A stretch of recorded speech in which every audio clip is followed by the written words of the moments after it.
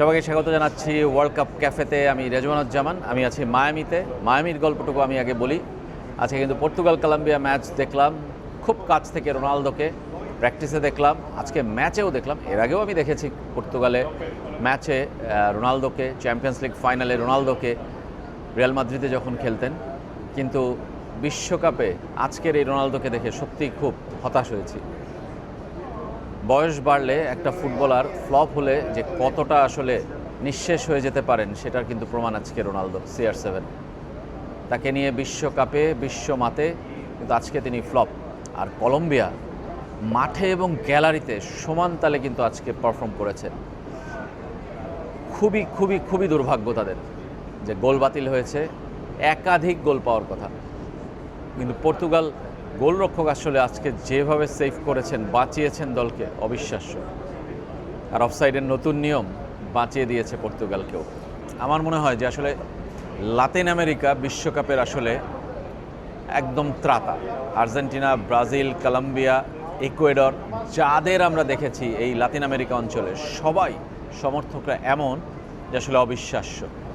সুতরাং আজকের ম্যাচটা মন ভরিয়ে দিয়েছে, সমর্থনের বিচারে নয়, মন ভরিয়েছে আসলে খেলার কারণে, ফুটবলের কারণে। আমার কাছে এটুকুই গল্প ছিল আসলে মায়ামিতে। আমাদের আরেক সহকর্মী ডালাসে আর্জেন্টিনা ম্যাচ দেখেছেন, তার কাছ থেকে আমরা বাকিটা শুনবো। ফয়জুল। রেজওয়ানুজ্জামান, ধন্যবাদ আপনাকে। আসলে পর্তুগালের গ্রুপ পর্বটা প্রত্যাশা অনুযায়ী হয়নি, তবে আর্জেন্টিনার সমর্থকরা কিন্তু উচ্ছ্বাসে ভাসছেন। আমরা ডালাসেও দেখেছি দারুণ একটি গ্রুপ পর্ব পার করলো আর্জেন্টিনা। আর ব্রাজিল প্রতিপক্ষ হিসেবে পেয়েছে জাপানকে, যে ম্যাচটা খুব শীঘ্রই হিউস্টনে হবে। আর এই আজকের এই ড্রয়ের ফলে, অর্থাৎ যদি বলি পর্তুগালের এই রেজাল্টের ফলে, কিন্তু আসলে পর্তুগাল ফাইনালের আগ পর্যন্ত যদি তারা এভাবে এগোতে থাকে তাহলে কিন্তু তারা আর্জেন্টিনা এবং ব্রাজিলকে এড়াতে পারলো। এটিও কিন্তু এটি তাদের জন্য ভালো বিষয়।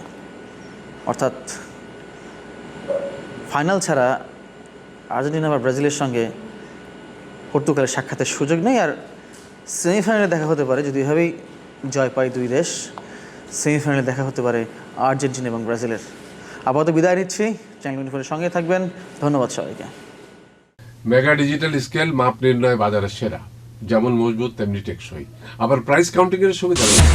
শিল্পাল্লার দিন শেষ, মেগা ডিজিটাল স্কেলে বাংলাদেশ।